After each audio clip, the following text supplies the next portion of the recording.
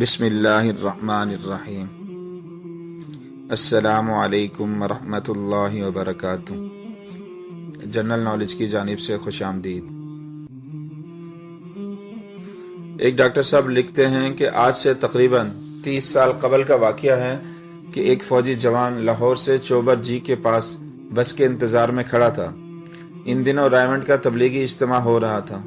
تبلیغ والوں کی بسیں گزر رہی تھی۔ فوجی ہاتھ دیتا رہا، کوئی بس رک نہیں رہی تھی۔ ایک بس والوں نے بس کو روک کر فوجی کو بٹھا لیا۔ راستے میں کسی نے اسے تبلیغی اجتماع میں شرکت کی دعوت دے دی۔ فوجی جوان نے خرابی صحت کا عذر پیش کیا۔ دعوت دینے والے نے کہا، آپ کی صحت تو بظاہر قابل رشک ہے، آپ اجتماع میں شرکت نہ کریں، لیکن جھوٹ تو نہ بولیں۔ اس پر فوجی جوان نے اپنی پتلون کا ایک پانچہ اونچا کر کے اپنی ٹانگ دکھائی تو معلوم ہوا کہ ٹخنے سے گھٹنے تک ٹانگ گلی ہوئی ہے، جیسے جلی ہوئی ہو۔ بس میں سوار سب لوگ متوجہ ہو گئے اور فوجی جوان سے حقیقت حال دریافت کی۔ اس نے بتایا 1965 کی جنگ کے دوران اس کی نائٹ ڈیوٹی چونڈا کے قبرستان کے پاس تھی۔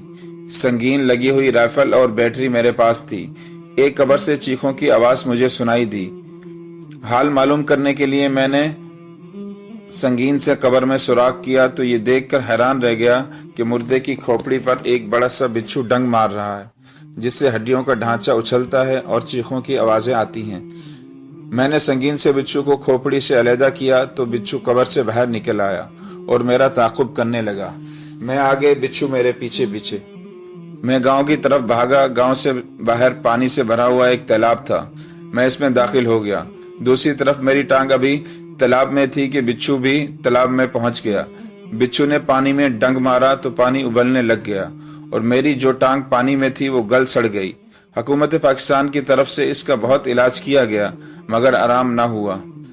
پھر علاج کے لیے مجھے امریکہ بھیجا گیا مگر شفا نہیں ہوئی۔ عام لوگ جو بس میں سوار تھے عذاب الہی کا یہ نمونہ دیکھ کر سکتے میں آ گئے۔ اللہ تعالی حفاظت فرمائے۔